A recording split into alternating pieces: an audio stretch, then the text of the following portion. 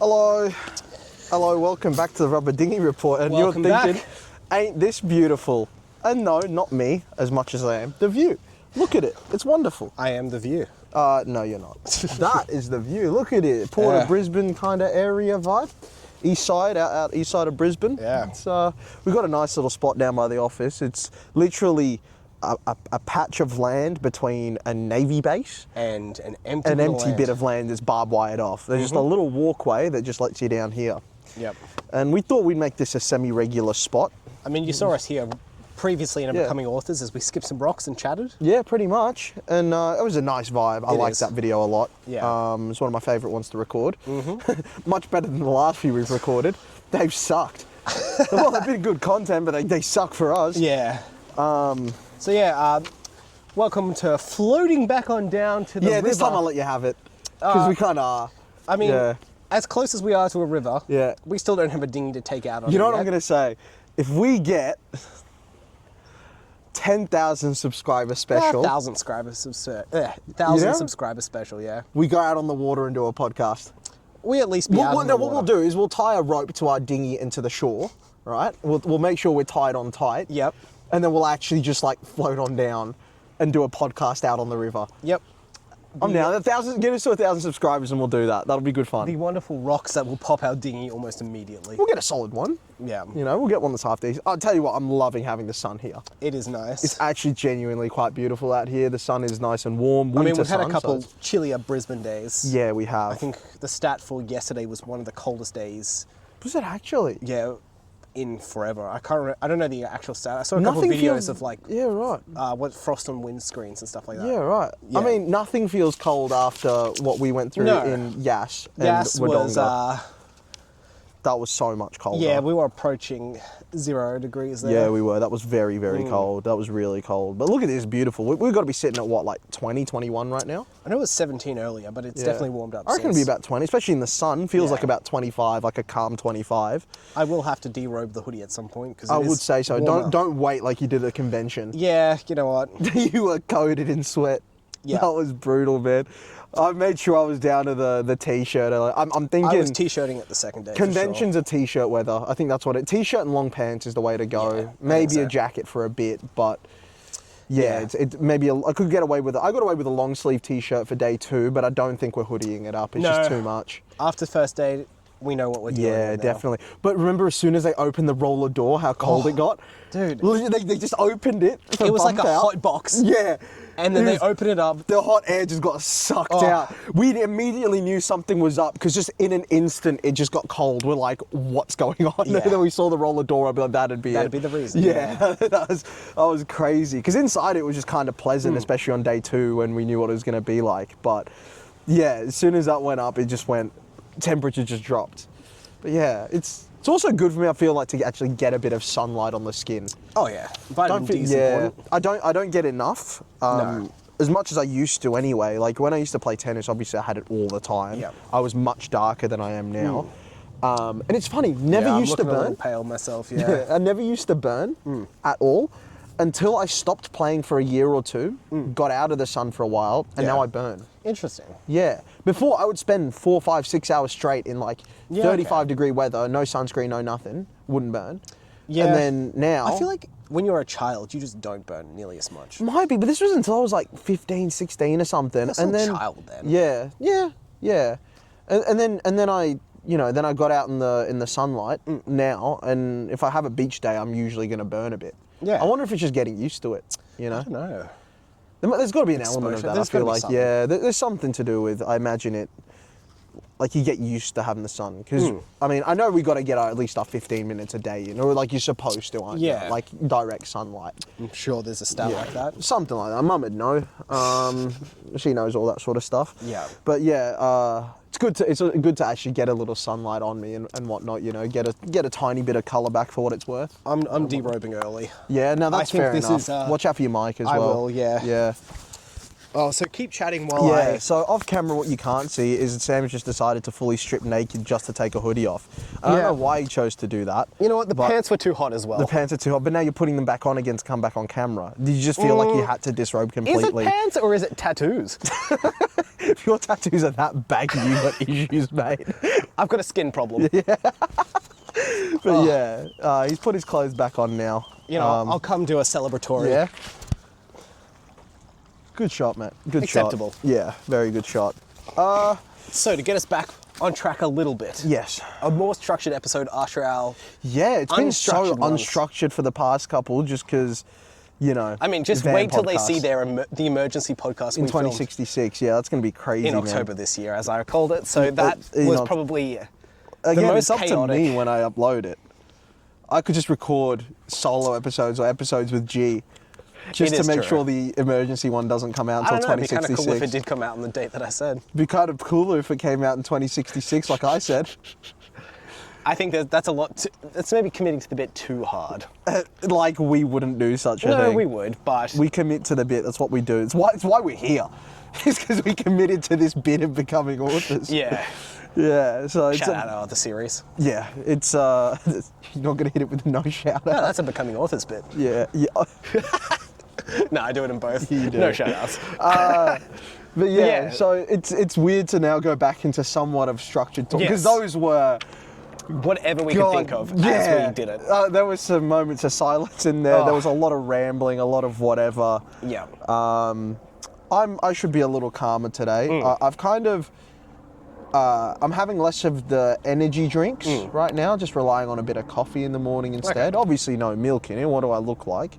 I do enjoy drinking milk, I just refuse to put it in coffee.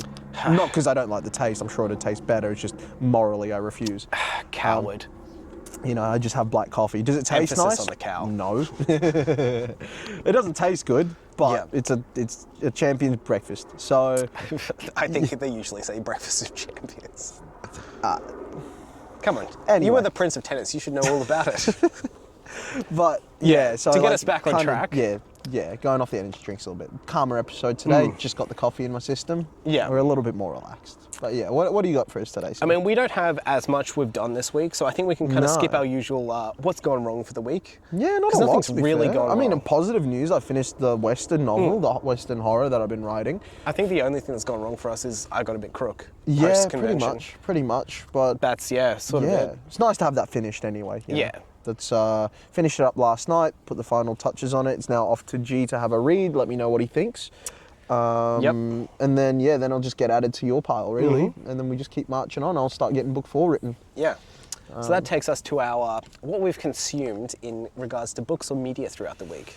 Yeah, I mean, I'll let you take it first. If I would have got along with my plans, I would have something for you, but I haven't gotten around to it. And what I want to watch, and I'll probably have it by next week, is Mobland, the TV series. I mean, look, Tom Hardy in a crime drama, you've got me sold already. I heard when it was like first being made, and I had it noted down immediately as like, I want to watch that. I think originally it was meant to be a tie-in series to another series called Ray Donovan, which I'm familiar with, but I've never watched. It's like a crime drama, and the main characters, his name like Lev Schreiber or something like that. I'll be honest, not what I was expecting from the name Ray Donovan. Yeah, that's the actor's name. Okay, the sorry. actor's name. It's the fella that plays Sabretooth in the later Wolverine movies. You know okay. the one with the sideburns and that? Yeah. That fella. Okay. So he's like the main character in that series, and this Yeah. was meant to be a tie-in to that, but I think as they were going through it, they just scrapped it, made its own independent thing. Okay. But yes, I've been wanting to watch it since way back then, and I always wait for the final episode to air before I start anything. You're a binge watcher. Yeah, more or less. But it's more, even if I don't, sometimes it takes me longer. I just like having the choice. Fair I enough. prefer for all the episodes or all the seasons, even all the seasons to be out usually. Yeah, okay. Before I get started on something, because I just want to go at my own pace. Fair enough. You know? Like, for example, one thing I really hate to do, I always start the next season the same night that I finished the season before. Gotcha. I don't like starting the new season on a new day. I like Interesting. jumping in. I really want to know what the vibes are going to be for the next Okay. season when I straight away. Yeah, okay. Yeah, I don't know. I've always done that. So yeah, I just like going things at my own pace usually, but with this one, I'll just get stuck into it now. All the episodes are out. I've been meaning to for the past week or two, but obviously Melbourne Convention kept us back and whatnot. So yeah, we'll get into that this week. I'm thinking, fingers crossed. Maybe hopefully get to a bit of it today after I get some writing done. Maybe try write the prologue today and then get onto that. So yeah. So then, in regards to things you actually did watch or read, or like quite literally nothing, I don't think. I thought you watched a little Mission Impossible. Oh, I did watch that. I mean, yeah, that should sum it up. Give us a star rating. I'm gonna say 2. Okay. Because I thought the story was a mishmash. Is it on me to go back and watch the other movies first as a recap? Probably. And I do appreciate some of the things that tied back and all that. I thought it was a little forced, a little jammed in at some points. Yeah. I thought the story itself was very choppy, changey. It was like you get something extremely slow for half a minute and then it just be fast paced for the next 4 minutes. You just lose all sense of time and how the story's put together. The stunts were really cool. Some of the action was really cool. There was a really funny bit where Tom Cruise landed the same punch on a pilot of a plane, or 3 different. Oh no, it was 2 different pilots, the same punch 3 times. Basically, he was hanging off the side of these old school planes a couple times, and he would be hanging off, and then he just delivered this most 60s Batman sideways. Pow! Style punch. You know the one. You know the ones I'm talking about, right? Where it come up with pow in like the '60s Batman, and he just do it. It's like the sideways fist, just like bang, like not like a proper punch or nothing. Just bah. It was just a single one. Pa, knocked out. Yeah, and then he jumped across to the next plane. Struggle.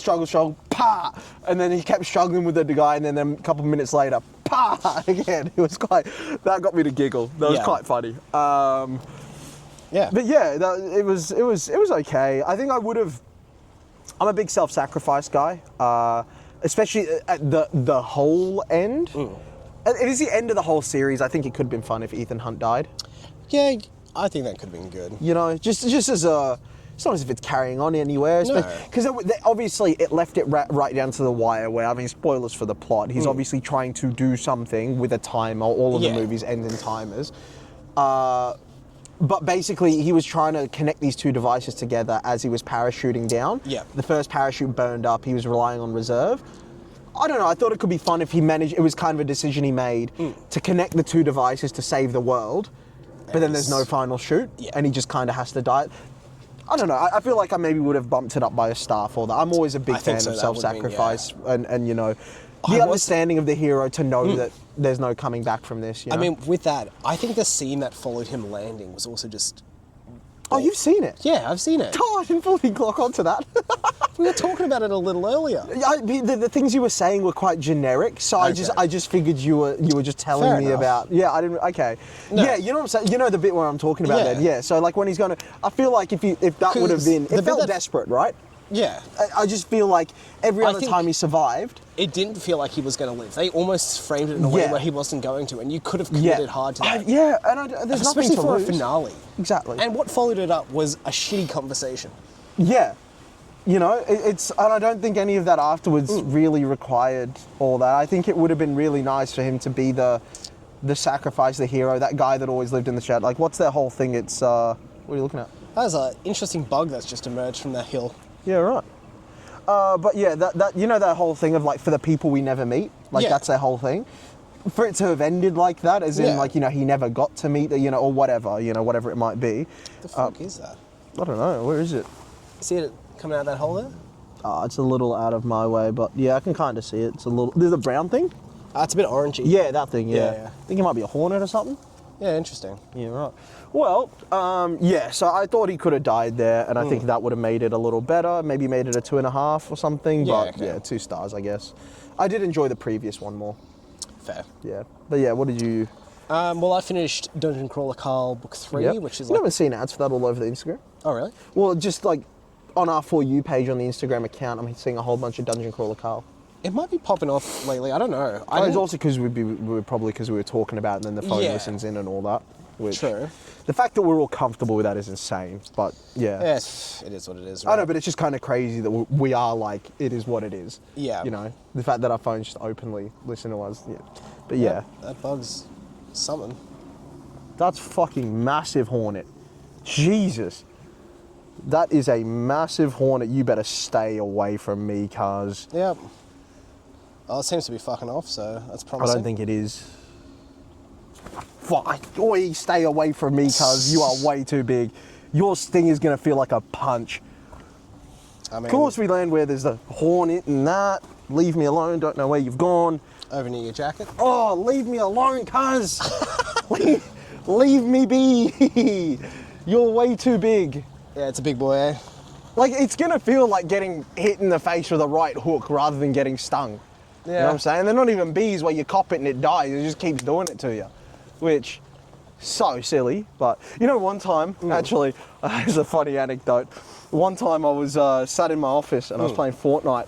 One flew up the stairs. That's right, because I had to come and kill that one. Like, No, that was a different time where that was the one I ended up trapping it in that room. We killed it later. Yeah. But earlier in the day, I was in the middle of a Fortnite game, so I was walking around with my thing, trying to duck and dodge it, trying to like win the game. It was cooked. I was like this, like trying to still shoot people and that, trying to to duck and dodge the hornet and that. But yeah, I mean that seems to be gone now. So who knows? But if it lands on us and one of us gets hit, yeah, I guess it's content. Here's what it is, right? It's content. But yeah, Dungeon Crawler Carl, you finished that. How was it? So book 3, I believe, is called the Dungeon Anarchist Cookbook. Okay. They've all got kind of interesting names. Yeah. So I'm going to give a little bit of spoilers for it. Yep. So I sort of talked to you a bit about it earlier. It's based on like a sort of like a video game sort of style thing. They've got level ups, but they also get to change their species at one point in the dungeon, which is interesting.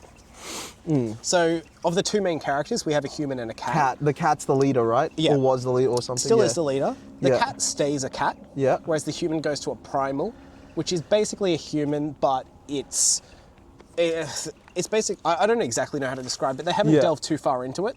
Yeah. It's got some cool effects that will happen in the future, but he's more or less a human. Okay. For the sake of the book. Okay.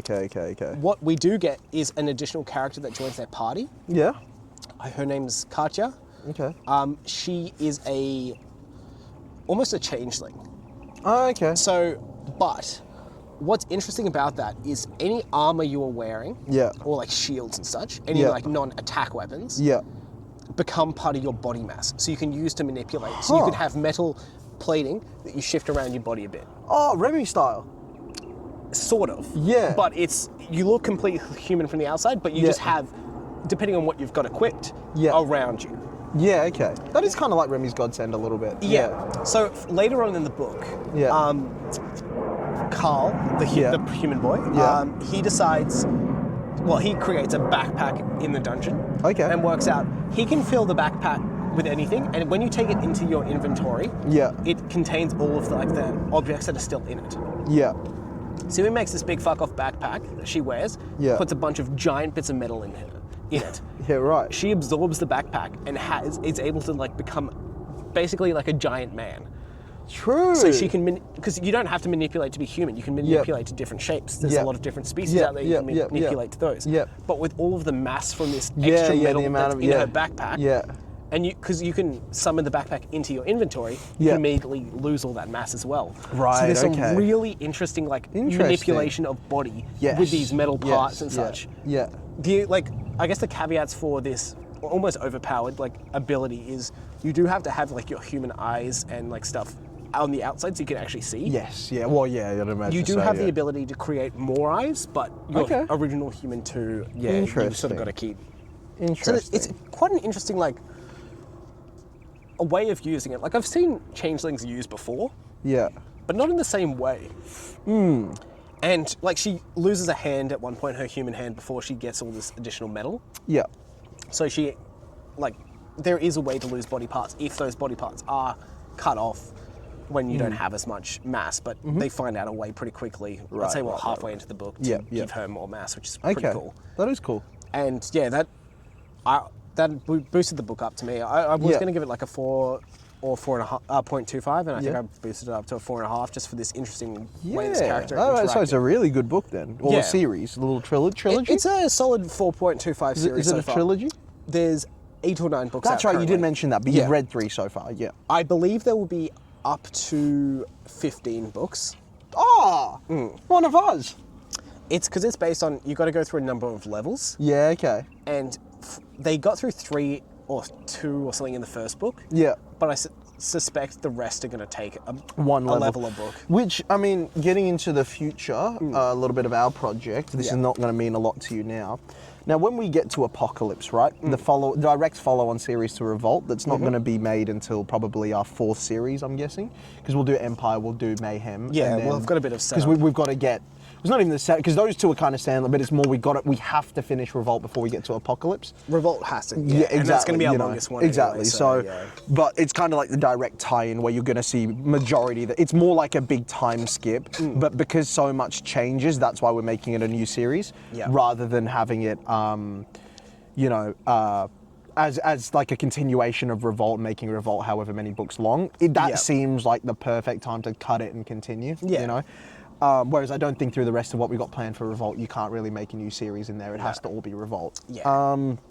So with that, there is the question of obviously planets and stuff, multiple. Is like how we're going to tackle them. Is it like a journey through them, a book per thing? Are we going to... Because I was thinking this. You could, in order to really expand upon the cast of characters, you could have little squads on like each of the planets or on different excursions and that. One squad on a planet, all of a sudden you've got a different main character, a different set of side characters, a different... Could be kind of fun, you know? Really allows us to expand out on our thing. Making them more standalone-y than in a series. But still have it as like communication back and forth. This is what's going on at the same time, you know, through comms, that sort of thing. You have someone like, I mean, you know, the character with the godsend that allows him to travel back and forth between places, right? Yeah, like him being able to go in between them, you know, so they can communicate between them and that sort of thing with one goal in mind. That could be very interesting, especially if you do keep them very separate to an extent. And you would then have ones where, you know, you would then go on a run at the start, at the finish, where it's all combined, but in the middle you could really spread it out. Well, you know that Netflix series that was based on the colours? No. I haven't watched it, so I don't know as much about it, but I know it came out last year, 2 years ago, something like that. It's based around... There's, I think, 10 different episodes, each with a different colour name. Yeah. And the whole premise was you can watch them in whatever order you want. Yes. Well, that's basically what we have is the whole thing of... but this is like, this is a season. A season, with 8 episodes. Yeah, that's interesting. But there's no hard rule on the order. that's interesting. I think there was an episode that had to finish it. Had to start it. But everything in between... You could almost do something like that with, we give you 8 books for however many planets we do. And you technically can read them in any order. And you just have like through lines through the book where like there's a bit of communication happening here and you see the other side of that effect. I think it just depends again how we're going to tackle the story of Apocalypse. You definitely need like a finale book. Absolutely. I think it'd honestly be a finale trilogy on either sides. But it's just how we want to tackle the middle because again, it's the idea of there is multiple planets. That's really fun. There is multiple planets. There is an excursion. It's a way for us to split up the characters. Like I don't want to name drop or nothing. No. You know, like maybe I can name drop someone from Apocalypse only or something, but like you know, anyway, like you could have them have their own squad, and you wouldn't even brand it as a side novel. It would just be Apocalypse book this, right? Okay. You would have it be that. You could give it the subtitle as well, the same way we've got War Games, Carrion, and all that for Revolt. So you'd have Apocalypse this, Apocalypse that, Apocalypse this, but it just could be a fun way to tackle the give all of our characters something to do and explore the different worlds. Even if you go 3 groups, 2 planets to each group or something, you don't have to do one. You know, we'll have to figure out exactly what the story is going to be. Involved there, but it's fun idea. As in like we want the overall, because we know the main goal of Apocalypse, what each of the sides want to do, protagonists, antagonists, what they're going to do, where they're going to do it. But it's like we've got A, we've got B. We've got the points that we need to tick off, but it's what journey they're going to take through those points. That's what we need to figure out still, which will largely depend on what direction we take with the rest of Revolt too. True. Because, you know, the character's consequences and stuff of revolt are going to shape what we want to do. It's like with this project, obviously we have so much planned, but we need to keep it malleable enough. So we have a bit of fluidity with it. We got the room for change where needed. Exactly. Like if we're getting, say, in, you know, Allegius's character arc, if we're getting deep enough into it and we decide we give him an entire new personality trait on top of what he already has, we need to make that representative in his actions in Apocalypse, you know, or like, you know, or whoever else might make it across to the next series, right? So, you know, it needs to be malleable, but we need to, like, obviously it's all still got to be planned out, because that's why we can say we've got so many books to write. Absolutely. You know? So it was just an interesting idea of how going forward to Apocalypse of. I really do like an idea of we give you, we release them in whatever order we release them, but it's not the hard rule of reading them. It's almost like, honestly, the way I think of it in my head is, again, going to, say, the Marvel movies. Was it Infinity War? Yeah, it was Infinity War, where you had the off-world team, you had the this-world team, you had the this-world team, you had the on-world team, and that, right? And you cut back and forth between them. Basically, instead of cutting back and forth between them in a single book where you have to get used to 4 different casts of characters, you cut back between them book to book. Yeah. That's basically is how I, you know, like imagine if you had. I'm sure it has been, but you know, definitely. But I'm just saying for us, like imagine if you had a single movie of.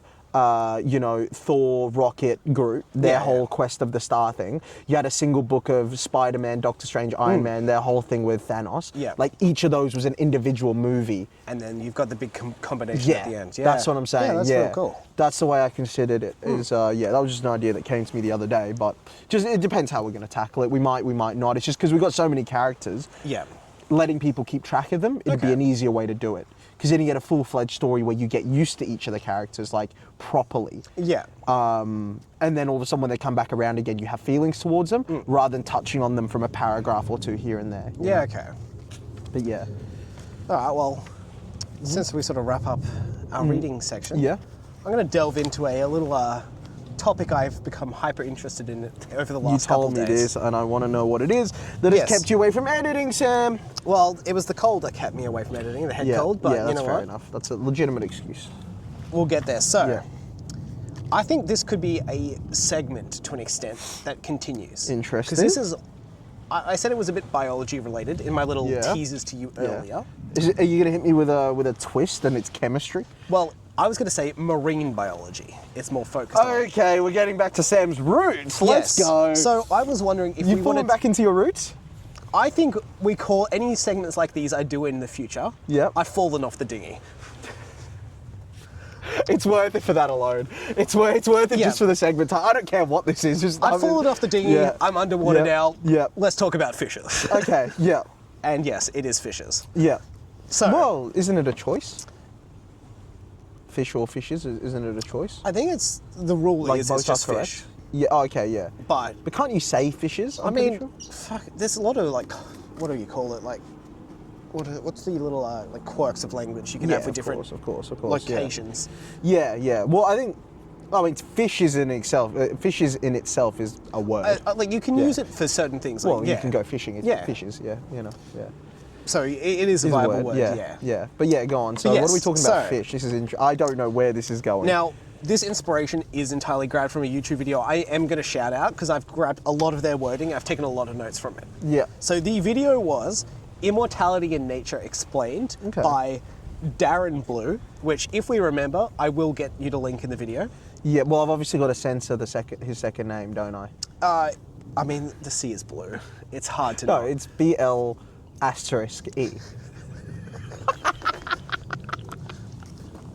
Again, a bit for me, Sam, and someone that doesn't watch the podcast. Up the Jumanji Reds. Yeah. Spelt with 2 R's as well, I hope you know that. Yeah. That's a whole bit. Is it? I didn't know that. Yeah, it's spelled with 2 R's. Reds. Classic. Red. Yeah, well, Nathan distinguished between red and red with 2 R's. And he says it's red with a bigger smile. Ah, red. No. The red has a bigger smile, not you. Oh. Gotcha. Yeah. All right. So, now this video talks about 4 different types of immortality in nature. Yeah. Primarily focused around oceanic ones. Okay. That seems to be where a lot of it is. Yeah. which is why I'm willing to delve into the segment. I'm going to take a punt. Is there anything here about jellyfish? So there's two that I think you will be aware of. The jellyfish is one of them. Yeah. The other one is lobster. Yes, yeah, I'm aware of that, yeah. But I'll delve into those a bit. So, to start off with, there is a distinction between chronological age and senescence, which is more or less biological age. Yes. And this is what it's all discussing. So, the first type is negligible senescence. Right. It's the most common, Yeah. and I'd almost argue it's the least like immortality. Okay. Because it's you're still aging, it's just negligible. So you're just a slow ager. Yes. You got Botox, you got your wrinkles out. You know, maybe you're like that freak dude on the internet that's trying to reverse his age and is like drinking his son's blood or whatever. That weird guy. Fair enough. I'm going to start you off with Greenland sharks. Are you familiar? Oh, yeah, I know of them, and I know they live a really, really, really, really long time. Like, isn't there some alive today that are theoretically have been around since, like, not dinosaurs, but like a long, long time, right? It's not that long. It's like 100 and something years, 200 years, right? Well, their expected lifespan is between 250 to 500 years. Yeah, that's crazy. So it's the longest lifespan of any known vertebrate. Okay. I wonder why. So some interesting stats with them. Yeah. It takes them 150 years to reach sexual maturity. Right. So it's just a lifespan just dragged out, isn't it? Yeah, interesting. And when pregnant, their gestation period takes between 8 to 18 years. Wow. Which is a long time to be pregnant. They're just living in slow-mo. Basically. Yeah. Do they move super slow? I'm not too sure. They seem to move at regular shark speeds from the few videos I saw, the clips in this video. Yeah. So I am going to just say, a lot of this research is from the single video. Yeah, well, I did watch a couple other videos, Why? but... I mean, we don't fact check. Yeah. We just assume they fact checked. Yep. And I hope they did. Yeah. And if they didn't, anyway, you don't deserve it. So it seems to be why they don't live so long is so researchers took enzymes from sharks aged 60 to 250 and there was little to no change in metabolism. Yeah, right. So a lot of this research from the video I've seen, you age slower when your metabolism is constant. Okay. Or like when you don't have your metabolism doesn't change when you age. So with humans, there is a drastic change in metabolism as you age. Yes, that's why you need less food and people get fat and that. Yeah. So, what do we got? Which is scary for me active considering how metabolism much I eat now. is a potential way to slow aging or senescence, Yeah. which is interesting. So I'm going to go into our next creature. Yep. Hydra. What, the Hydra? Hydra. Like the snake with many heads where you cut off one, So I believe it's another been two named grow? after the Hydra of mythology. Okay. And it's even better than the Hydra of mythology. Because steady on. Well, the Hydra of mythology, just when you cut off a head, two more more grow in its place. Don't tell me 3 more grow. Well,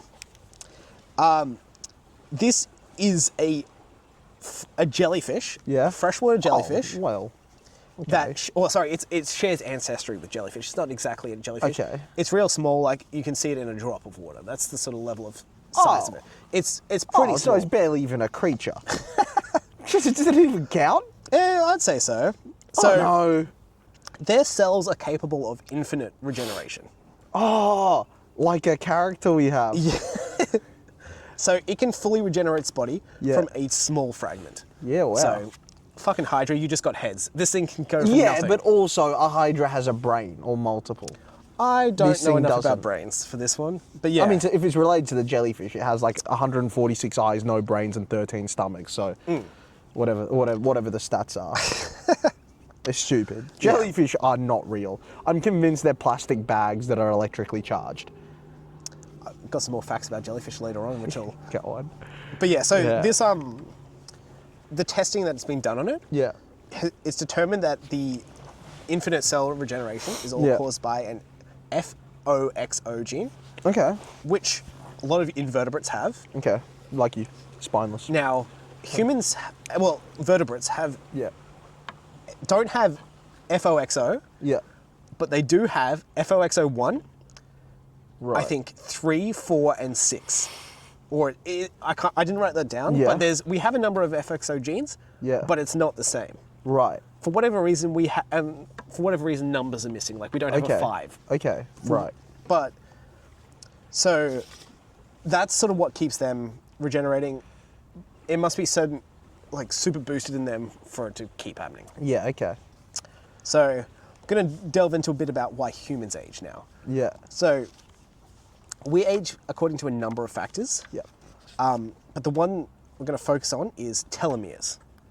Are you at all familiar? I know the word. Okay. Yeah. So, in the 1960s, a study by Leonard Hayflick, which is also a great name. I was going to make a pun about tell me ears. I'll tell your ears, just calm down, mate. Yeah. So, in this study, it was determined that human cells could divide and, consistently divide 40 to 60 times before it starts, not being able to divide any further. Right. So, we do have, a limit to our own regeneration. Yes. Yeah. Which Now, we're going to test by chopping off Sam's hand. Yep. Unfortunately, I do have the FOXO gene, not the FOXO1, you losers. Yeah. You do. Still a touch crook. Regenerate from this.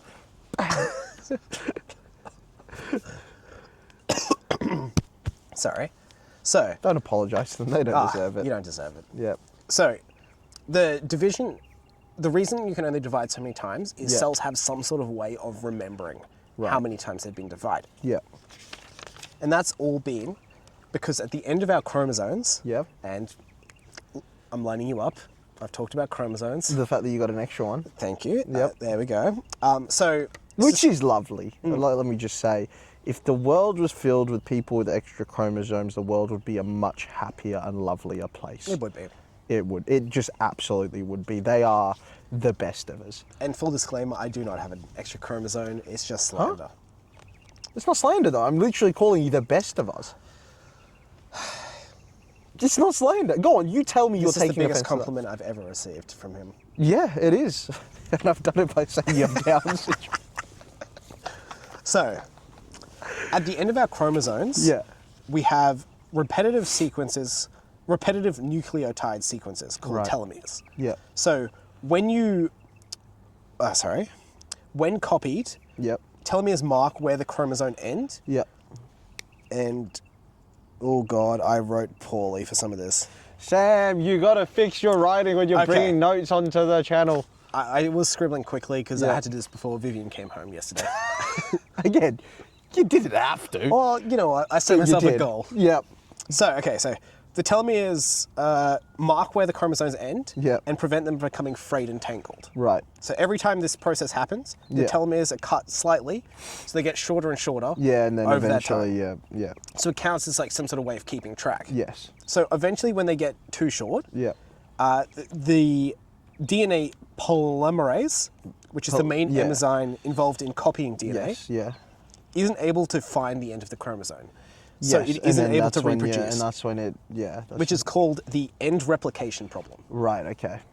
So this is the reason behind cellular senescence. Yes. Or cellular aging. Yes. Now, lobsters. Yeah. Which is probably the most commonly known, in my opinion. Yeah, isn't like they don't immortality. age. Yeah, they don't age, right? So you can still kill one. I mean, I've eaten plenty, but... Yeah. So 10% of lobsters meet their end by what I'm about to talk about. The rest get killed off and eaten. Yeah. So, lobsters are able to avoid senescence because they continue to grow indefinitely and even get more fertile with age, which is a bit of fun. Yeah. Eventually, their insides get too large that their shell will suffocate them or crush them to death. Yeah, right. So when they grow, they have to molt their carapace, but this takes a lot of energy. Yeah. And eventually they get so big that the energy required to molt their carapace is just too much that they just keep growing into the shell that's too small and crush themselves. Yeah, mad. That's a pretty beast way to go Which only happens to 10% of lobsters. Yeah. Is that how you're going out? Yeah. They've told me my exoskeleton is a bit hectic. Yeah. That's all right. That's, So it gets more metabolically intensive as you age. So metabolism coming in again. So none have ever died to telomere shortening. To them aging basically. Yeah. So this is all because they have an enzyme called telomerase, which has the ability to restore telomeres. Yeah. So rather than it shortening every time, it gets back to its original length. So they can theoretically, if they had the energy Yeah. to molt their shell forever, Yeah. they could live forever. Interesting. So, fun fact for them, Yeah. the oldest lobster recorded has been 140 years old, and it was named George. Yeah. Yeah. But yeah, so, So if they was like Mr. Fantastic type lobster that was stretchy, it could live forever. if you could sneak out of the shell without having to molt, Yeah. Yeah. So if I had a pet lobster and just kept cutting it out of its shell, I mean, theoretically, there is no way to do this currently, which Yeah. was talked about in the video. Yeah. But if you could theoretically provide lobsters energy, Yeah. they could live forever. I can provide a lobster energy. But it involves a car battery and some jumper cables. I'll give you a shine, mate. See how you go after this. Here, buddy, drink this. Try molting with this in your system. Start gonna do backflips and that. So, yeah. now, we have humans, we have telomerase as well. Yes. It's just not as, it's just heavily restricted. Yeah. Okay. So, this is good for us because cancerous cells are a thing. Yeah, of So course. it yeah. stops any cells with the ability to become cancerous Yeah. to keep regenerating. Yes. Yeah. So what's talked about in this video is, it's theoretically with evolution, we Yeah. could get to a point where you are cancer resistant Yeah. and have unrestricted telomerase and you could live forever. Yeah. Right. But evolution's gone, you guys are good enough with what you've got, it works, Yep. this is what you're getting. So there is some future where we evolve to a point with having cancer resistant cells and then we can live Yeah. forever. Okay. But yeah. Okay, I'm going to talk about olms. Olms? Are you familiar with olms at all? No. So, it's a salamander looking thing. Yes, they're cool.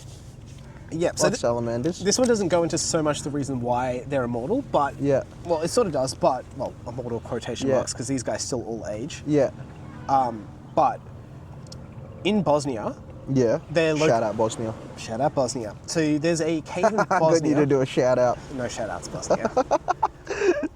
So researchers regularly visit a cave in Bosnia Yeah. to study these creatures. Yeah. And they kept noticing that the olms were still in the same position that they were left in. Right. So they stayed in the same position between visits. And this would happen like super, super frequently. Yeah. The longest recorded solitary position that an olm had was Yeah. 7 years in the same spot. Whoa. And now Sounds this like could, me when I'm riding. I mean, like this is zero movement. This sounds like me when I'm riding. So this is all, I believe it's just, the metabolism is so slow because they never do anything yeah, okay. that they sort of live quite a long time because of this. It didn't delve into too much about them, So they're but just lazy fucks. sort of. Yeah, beast. Yeah. We got some little... Imagine lazying your way to immortality. That's so cracked. there is actually another version of that coming up. Yeah, funnily okay. enough. So that's all, those are like the main ones for Yeah. negligible senescence. Yeah. But now we've got negative senescence. Yeah, And There's true. only one animal that has negative senescence. Yeah. Yeah, right. We may have to pause in a second. We'll Oh, see. we could do. We'll see how it goes. Have We've a got chat. some visitors and that. But Yeah, okay. yeah. It's Yep. g'day boys. How you doing? How are we? That's good. Just come and have a look around, or Yeah. Yeah, nice. We haven't been here since we moved house. okay. It's a lovely spot. Yeah, Yeah, it's a right. good But you got spot. your bikes now, huh? Very cool. Very, very cool. It's yeah, it's a lovely spot down by the river. Yeah, go on, tell Alright, me so- more about your Negative senescence. yeah. So, the only animal recorded with negative senescence Yeah. is the immortal jellyfish, which is I think the one that you're familiar with. Isn't that all jellyfish? No. No. So this is the only immortal jellyfish. It does have a scientific name. Didn't write it down. We don't do our research. yet. Right. No. Well, no. Of course not. So rather than slowing down aging, these creatures, these jellyfish are able to reverse it. Yeah. Which, yes. So Yeah. Okay. delving into I the full thought all jellyfish were just immortal. No, not really. Oh. But don't they all have like the no eyes, the 100 stomachs, the no brain or whatever Well- it is, 24 tongues? Like, How much do you know about jellyfish? Because based on this, I don't think it's a huge amount. well, I knew that much. Okay. Yeah. So- They float around. They do nothing. They are nothing. They're wastes of creatures, and all they do is sting stuff. Well, let's talk about the life cycle of jellyfish then. Yep. So, first thing we're going to talk about is how jellyfish are born. Right. So this is a real interesting one. Yep. Jellyfish have mouth, first of all. Yes. They reproduce by a male one spitting out their sperm and the female one spitting out their eggs. They basically vomit out their goods. Okay. And they just meet in the middle in open water. Yep. Okay. So once they do meet and Yep. are fertilized, Yep. it falls to the ground in this little pear-shaped looking thing with little Yep. fur called planula. Right. So these planula are, these tiny little things that Yeah. fall to the hard surfaces and latch Yeah. on. So they grow into a polyp, Right. which is a stationary creature with a mouth and tentacles, almost like a sea anemone, but smaller and shitter. So it still is grabbing things to Yeah. eat, but Yeah, it's stationary. Yeah. So there are two pathways a polyp can take Yeah. to reach its next stage. It either divides in half, clones itself, Mm-hmm. or it produces the young adult jellyfish called the Ephira. Okay. So Ephira is kind of just like what the jellyfish you know and love, Yeah. but smaller and shittier. Yes. Okay. So it will go out into the open water, and when it reaches the Ephira stage, it will detach, Yeah. and it will develop. Well, it'll grow into the fully developed Medusa, which is the full form of jellyfish. Right. So, the immortal jellyfish has the ability to go from a Medusa back into a polyp, Yeah, which no okay. one else can do. Yeah. So, from either physical damage, I've written shit environment, but Yep. it's meant to be like bad environmental Yes. conditions, Yep. or senescence, Yep. it ages, it will then revert, like it'll almost collapse in on itself, Yeah. and then land back onto the hard surface as like some sort of cyst thing, which will Okay. then develop into a polyp again. Right. Oh, okay. So, a reverse metamorphosis as it lands on the ground, becoming a cyst, and then becomes a polyp. So the polyp cells and the Medusa cells are different. Right. So it needs to, like, stomach cells are different to like other cells. Yep. So it uses a process called transdifferentiation. Insert joke here. No. Okay, good. Good No. on you. I don't make jokes. That's not what I do around here, and I would never think to make jokes. Okay, cool. Yep. So it is a process of cells changing into a different cell. Okay. Yep. Now, transdifferentiation is very rare. Yep. It has been performed to human cells Yeah. in labs and such. Yeah. But it's very rare circumstances that this Yeah. happens. So, I mean, it doesn't really happen, and this jellyfish is able to transdifferentiate its cells, go back to a polyp, and then either divide in half again or become another Medusa. Right. So it just has this ability to go back in time Yes, okay, and do yeah, it again, which is interesting. very strange. Yeah, that is. So it's not quite the same, but it's on a similar thing, Pulmonaria. Are you at all familiar? No. So this is delving out of the realm of sea creatures. So Yeah. it's a bit off the Under the Dinghy Report. Yeah. Or I fell off the dinghy report. I don't know what I forgot what we called it, but Something like that. so it's a flatworm that has a very impressive regenerative ability. Yeah. It's referred to as a mortal under the edge of a knife, which is kind of metal. That's pretty metal. That's Yeah. metal sounding, yeah. So when a proportion of Yeah. this creature, as small as 1 to 279th of it is Yeah. cut off, Yeah. it can fully regenerate. From that tiny bit. That tiny bit. So you could theoretically cut it up into 290, Yeah. 279 different portions, and they will all regrow. How does it know which bit to regrow? What do you mean? Well, if you cut it in half, will 2 regrow? Yeah. Okay. So you could have 279 different ones if you cut them up into its smallest possible forms. yeah. So- I gotcha. A researcher once cut its head down the middle, Yeah. and it grew with 2 separate heads with the one body.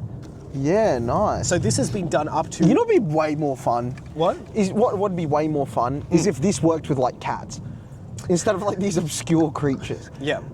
I wouldn't be able to lop the head off a horse and it grows back another one. I mean... And a body. So we've got I'd 2 say horse. so this regeneration progress does Yeah. take a few weeks. It's not Yeah, okay. instant. But still, wouldn't that be funnier? It's always mean- like these obscure creatures you can never actually like see or nothing. See, well, these ones you can see. They are a flatworm, but But it's like a little worm, right? It's like a little, Yeah, it's an it's- unimpressive creature. Like, can you imagine if like the bald eagle could like, No, see, what we want is cows. Yeah. Infinite meat. infinite. Infinite I mean, obviously, steak. I assume there's a level of it doesn't have to consume as much to keep itself going. Yeah, like but certain still, can you animals imagine would. that? Infinite Wagyu? Oh, dude. It would be your dream. So, some other fun facts with it. So you can split the head in half, and it will grow 2 heads. Yeah. When you take these creatures into space and cut them in half, there's some sort of phenomenon that makes them grow back with a head on each side of its body. Huh. It only happens in space. It's never been done on Earth, but yeah. And That's such they've a done this goofy thing. a certain number of times that they've been able to get like 8 heads on a thing. Yeah, right. So yeah, that's planaria. Yeah. Interesting. Now, we're delving even further away from the, what do we call it? What did I, the ocean. sea creatures. Yeah, now we're just We're- getting into general So immortality. going into clones now. Yeah. So we have clones in our series. Wink, wink, nudge, nudge. Yes, we do. Yes, So we do. somewhat I was relevant. talking about one earlier today. We were. Yeah. So are you familiar with clonal colonies? We got colonies of clones? Yes. So these are Where? forests. Oh, So it's not a creature, but it's a type of life.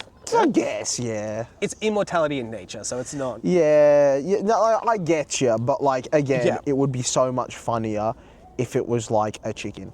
Yeah. So I'll specifically talk to you about Pando. Which, Pandas? Pando.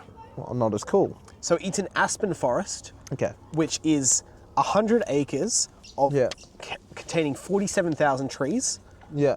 and it's the largest living organism on the world. Oh, by have heard mass. of this, have heard of this. Yeah. Yep, have heard of that. So aspen trees, for whatever reason, Yeah. so they regenerate by, like, you take, let me do this properly. Yeah.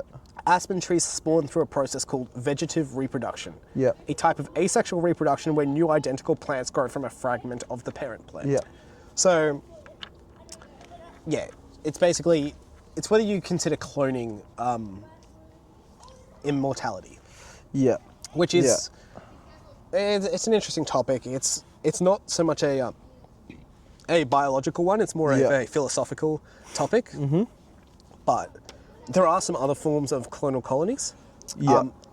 Another big one, ribbon weed, which is a Mm-hmm. seagrass that clones itself in meadows in southern waters of I Australia. do know of that one, yeah. So in Shark Bay, WA, Yeah. a single colony is the largest plant by area, Yeah. covering 200 square kilometres. Wow.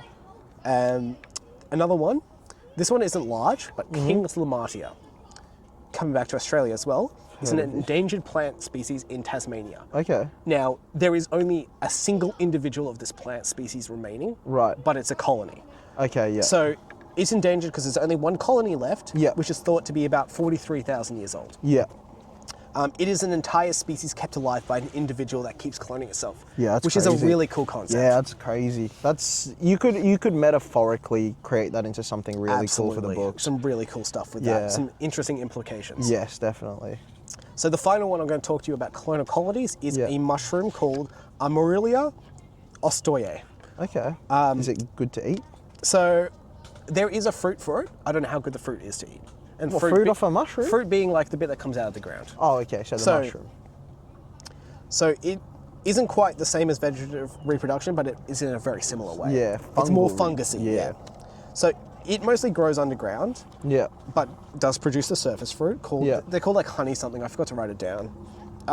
Because it doesn't compete for nutrients or space, the Yeah. colonies get quite large. Yeah. Okay. Yeah. Yeah. Now, are you ready for one of the best named colonies of things ever? Okay. One colony in Michigan called Humongous Fungus. It's estimated to cover 10 square kilometers and weighs approximately 35,000 tons Yeah, that's crazy. and is estimated to be 8,500 years old. Yeah. So yeah, it's not so much immortality as Yeah. it can regenerate itself through cloning. Yeah. But yeah, it's some real cool stuff there. Like, Yeah. I mean, Humongous Fungus is just a great That is a splendid name. That Yeah. is a very cool name. That's what I'm going to start calling you. Now, this fourth type Yep. is almost less immortality than the last one. Okay, so where are we venturing now? So this type of immortality is called... By the way, what in all that's fucking holy is this single few days of hyperfixation led you down? I don't know, it's just real interesting. I know. How? Like, I saw a video pop up. I watched it and watched it like 3 more times. You've taken more notes here than I ever did in school. Yeah, collectively. that's fair. Like, this is full school-style research. Yeah. Crazy. Now I now- feel like I got to give you a wedgie and put your head down the toilet and flush it. We'll see if we film that later. I don't know. But okay, I feel like it's deserved because the you're fourth studying, type. nerd. Yeah. Cryptobiosis. Spelt how you'd expect, like Yeah. the coin. Is that? I was going to say, is it the type of fella that made a you know, his first 100,000 put down deposit on a Lamborghini, lost it all? That type? Now, Do no, they clone themselves? not quite. Okay. So this one is, I mean, I'm going to give the analogy of it's almost the Captain America situation where he's frozen in ice. Okay. So it's a complete static state where all metabolic systems stop. Yeah. In like either extreme cold, Yeah. lack of oxygen, Yeah. a few different extreme heat. Yeah. So it's less of living forever. It's Yeah. putting yourself on pause Okay. to live later Yeah. Okay. Oh, yeah. Yeah. until yeah, favorable conditions are Yeah. met. So cryogenic stuff. Sort of, Yeah. yes. So it's a dormant state of being alive. So is it a dormant state of being alive, or is it a temporary state of being non-living? Is sort of the discussion. Okay. Yeah. Yeah. Yeah. And this is mostly around tardigrades that sort of do Yeah. this. We have a character that does this. We do. I'm sure we do, yeah. Yeah. Yeah. We definitely do, sorry, I Yeah. should say. But Yeah. yeah, it's whether you consider pausing living or counting Yeah. that state of non-living as Yeah. living. So you can live up to you can theoretically live infinitely with this, Yes. but if you're in that state of Yes. It's like non-living. if we cryogenically freeze people, then bring them back. What is their age? Yeah, so it's my least favorite kind because it feels the least like immortality, even Yeah. less than cloning, but Yeah. it does exist. So that's my little Yeah. delving into the topics of immortality. That was the craziest rubber dinghy. Like, that made us seem somewhat useful to this world. It's just really interesting to me. Yeah. I mean, it is a pretty interesting Yeah. concept. I mean, the idea of immortality. Would you, okay, if you could be immortal, would you take it?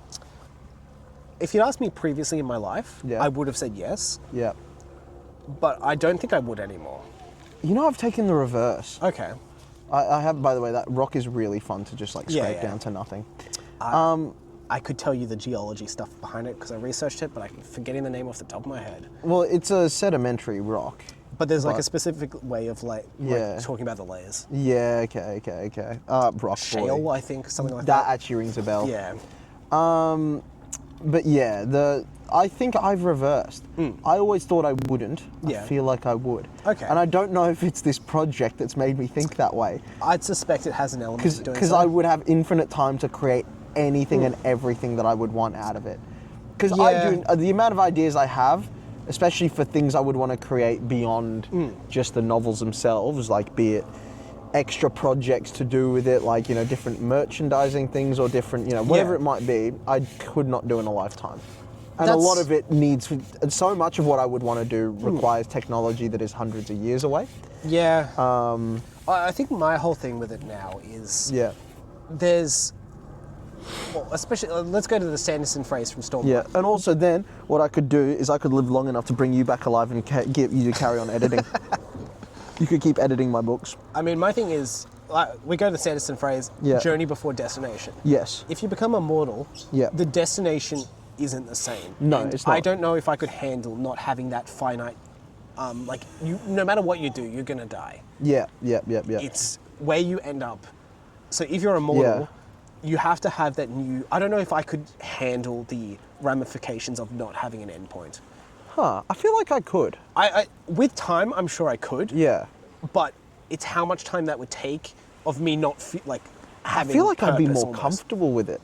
And not even because of an afterlife type thing. It's nothing to do with that. It's Yeah. more having the time to do the things that I want to do. You know? I think. Like, I could live an entire life as an author.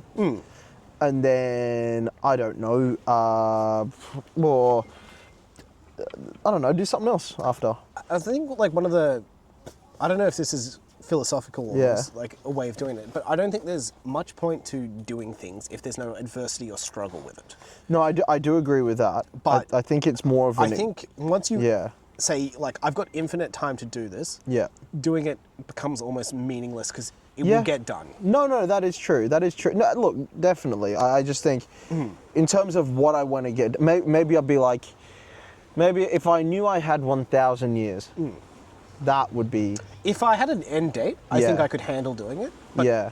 immortality is forever, so there's no I mean, end date. but is immortality, is that just aging immortality, or are we talking total immortality? I assume you mean total immortality. I think in my head I was talking like aging immortality. I think total immortality... As in, like, we're talking senescence? Yeah, the one where you can be killed. Okay. Right? Yeah. I think that So one... you don't biologically age, you just... Yes, that's what I'm saying. Okay. Like, so if I was careful, I could live as long as I wanted to, but if I Yeah. wanted to, I could just, I don't know, like headbutt a tree hard enough and I'd be done. That definitely does, like, like, if you are going to have that ability, Yeah. you do just become a hermit, so you can keep staying alive. Well, it depends. At some point, then you you're could gonna decide wanna my leave. journey's done. Yeah. I don't You know know? if I was going to do that, I need to prepare myself to a certain extent. Like, Yeah? I think it would take, well, given I need to prepare myself to not have an end date, Yeah, right.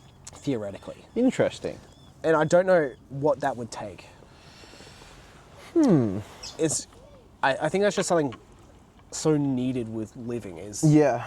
Oh, no, Like, especially, like, yeah. what makes everything valuable is the lack of time to do it. No, almost. I agree. I do. No, I agree with everything that you're saying. Yeah. I think if you just offered me it now, my immediate thoughts would be everything that I could accomplish. Yeah. And I would probably, without thinking twice, go, yeah, go on. I'll be honest, if I'm given the option to do it, Yeah. I'd probably just say yes because, again, I'm the only person able to. It'd be kind of like, Yeah. there'd be a lot of stuff you could do with it. Yeah. That- You could just become a superhero. I was going to say like- a test subject. My whole thing was avoid being a test subject. Like, you'd be on the run. Oh, well, I mean, that's an option too, but like... You would just could be willingly a advance- test. You're such a coward. Well, you could advance the rest of humanity with it. That's sort of like what I'm looking at. I it would as. want to save cats out of trees. I think you can do that now. Well, no. What if it scratches me? It's still going to scratch you if you don't age. Yeah, well. I don't have the time to heal the scar. I don't know. You do now. Oh, shut up. No, I would. No, I don't think I'd be a test subject. You But know what- also, I'm just I don't like science as a concept.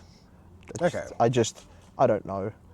I miss the days of whimsy. You know when you could just look at a tree, see some sap coming out of it and go, it's amber, which is formed from the tears of fairies, and everyone would go, yeah, fair point, mate. Wasn't that just a way more fun time? Like, oh, I see some obsidian growing out of a volcano. That was where a dragon came to perish.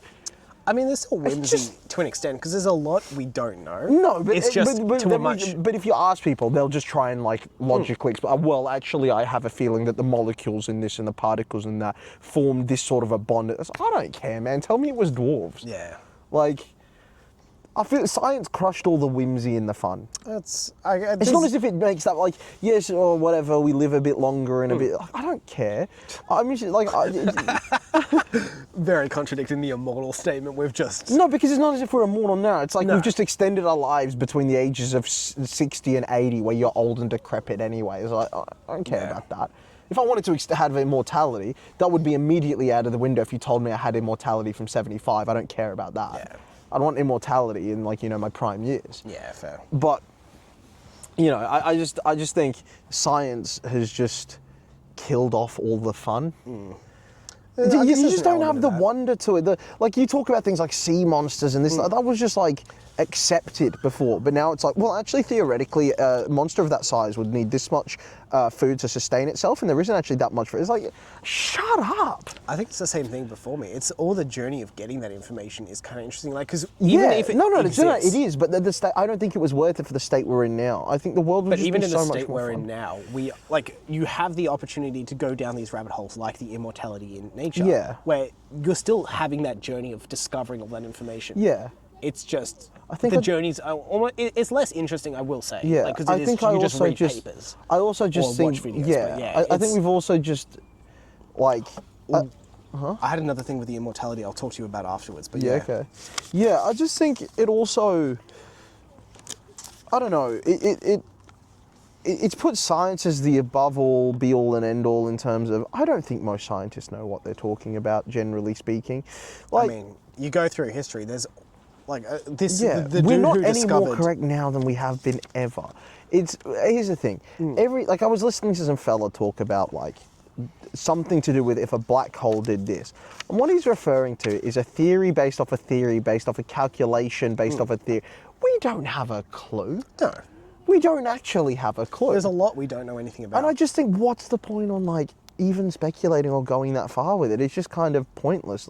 Let's enjoy the fun of it. Like, let's make art. I don't know. Like, I don't know. The science side of things is just, it doesn't do anything for me because at the end of the day, like, who does it help having theories about? Yeah, like the life of a star. I don't. It looks cool. It twinkles a bit. Nice, I mean, lovely. You know, like it can be interesting, but yeah, I don't think we're in a better place now because of it. Because now we've gotten to a point, and I think it is largely the fault of science and stuff, is we live in an entire meritocracy, where unless you're a scholar or someone who studied it, yeah, you can't have an opinion on it because you're wrong. Which, you know, whatever. But the place that leads us to is one in which we blindly trust lab coats, right? When every study needs funding. yeah. Every study needs funding. You can learn a lot about the study's outcomes based on who stands to gain from funding it. It's definitely an element of that. Yeah. Well, it's just so simple. The moment you start looking at them and the moment you start realizing that, you realize all studies can be made to look one way or another depending on who gets what out of funding you. Yeah. Because scientists need funding. Universities need funding. Now, if a guy who has particular interest decides to fund something like that, well, it's going to completely swing the bias of a thing. But then all of a sudden, because we're not experts, we have to take it as fact. Yeah. Well, then where do we get? We're living in blind trust to people we don't know. It's like, I mean, you can take it a step further, and this is the step I take it to because I'm an idiot. But like, I was never there when the study was conducted. Yeah. This was a study that was said to have been conducted in a room that's said to have existed by people that I'm meant to trust and that I don't even know exist themselves. It could literally, just be a ChatGPT printed article. Could be. I would not know the difference either way. How am I meant to just blindly trust that ahead of like gut instinct? You know what? This is almost a perfect transition. You're sort of delving into almost quantum mechanics and sort of stuff. Right. And on this loop, delving into immortality in nature, I watched a video of quantum immortality. Okay. Now, I didn't have as much take from that. Yeah. How familiar are you with quantum mechanics at all? Because I'm not hugely across it. Little bits here and there. So, from at least the understanding of the video that I watched, it was talking about a number of different theories about sort of quantum mechanics in regards to like humanity. And in quantum mechanics, there is a theory where you're basically immortal. Right. So, the example they give. I hope this is the theory that I know. Because there's a chance to be basically immortal. Yeah, I hope this is the same theory that I know because it's one of Okay. my favorite ones. So theoretically, Yeah. a car could be careening towards you. Yep, it is the same one. I don't even know, but Do you want to finish it off then? Or? So it's basically if you have to believe in the multiverse though, or like string theory, Sort of, whatever. yeah. Basically, if you believe in the idea that there is a universe out there in where, like, so for example, if I were to chuck this rock into the water or at Sam's head, right, there is a universe that branches out one way, there is a universe that branches out another. In this one, I chose to lob it in the water. In another one, I might have bounced it off Sam's head. Now, And with he will do that now. with that, I could have bounced it off Sam's head, right? But in bouncing it off Sam's head, there are an infinitesimal amounts of different speeds that I could have thrown that rock with, or whatever. I could have thrown it like this, like that, a little faster, a little faster, a little faster, right? So then you take it to the next level. Again, there could be, like, you could get a heart attack right now. Delving into the rock one, you delve even further. Yeah. It's the way the atoms are moving, or the protons and neutrons are moving. Again, I don't even know if atoms. I'm such a skeptic. I don't believe in anything besides what I see directly in front of me. But yes, I do. Yeah. In this theory, if we talk about the example of you pegging a rock at my head, there is a world. If you you don't go into, there's a possibility for everything. Yeah, it phases through you. It phases completely. through me because of the way the protons and neutrons have moved. Yeah. That there's been no contact with any of my particles. Yeah, basically, it's My favorite way of putting it is in every single, like, you know, at the end of your life, your heart stops, your body stops functioning. Yeah. But in another universe, that stops happening half a second later. And then another universe, it's half a second later than that. So technically there is a universe out there in which it never stops. Yeah. And who is to say that isn't this universe?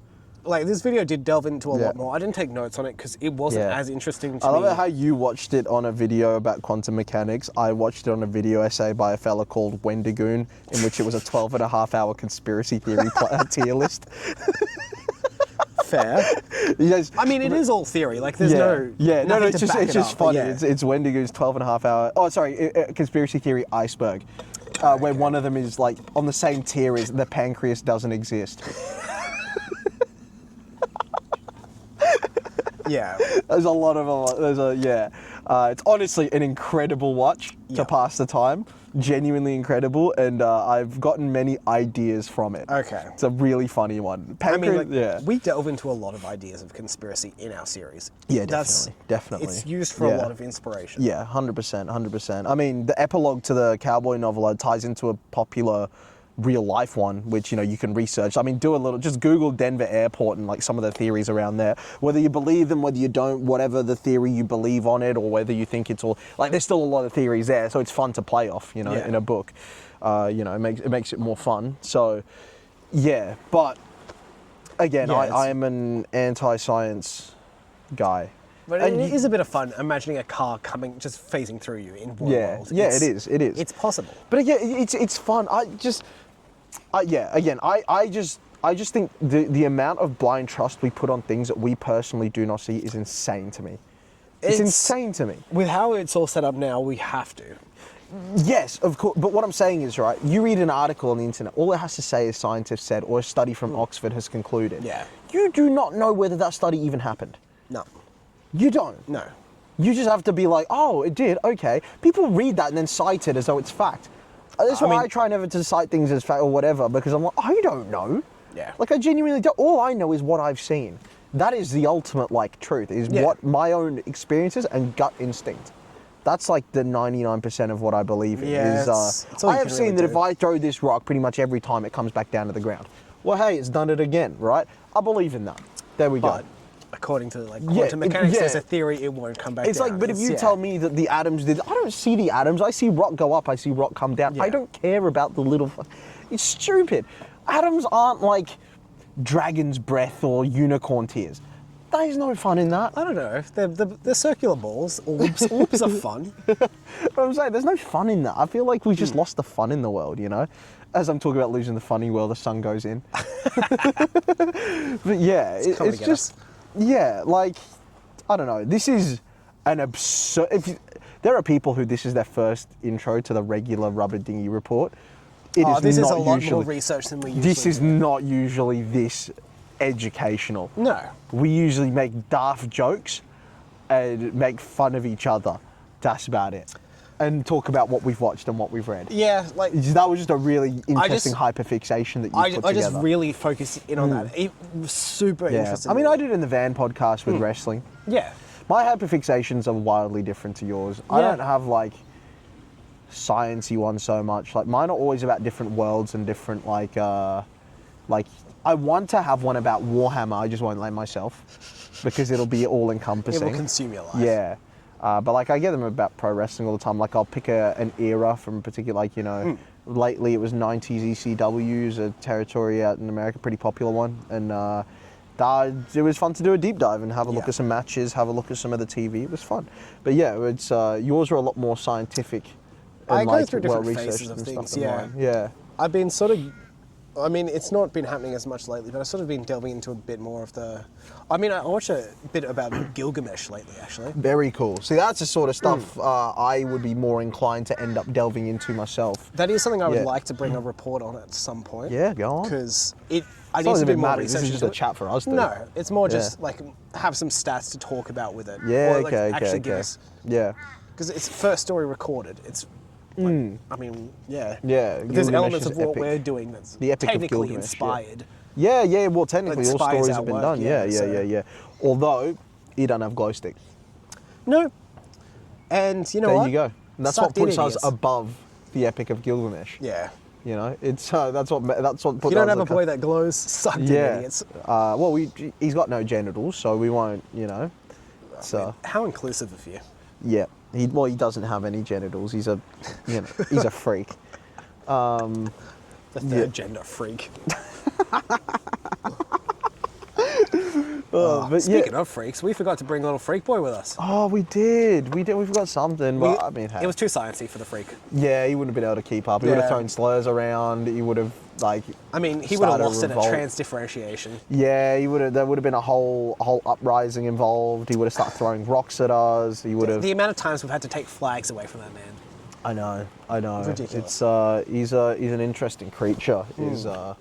His old that was a really satisfying plot. It was. Yeah, it's it was a lot more. It's a lot more scientific episode compared to usual. But immortality is an interesting topic. Yeah.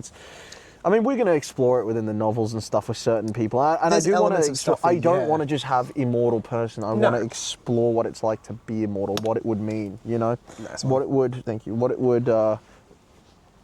Close. What it would.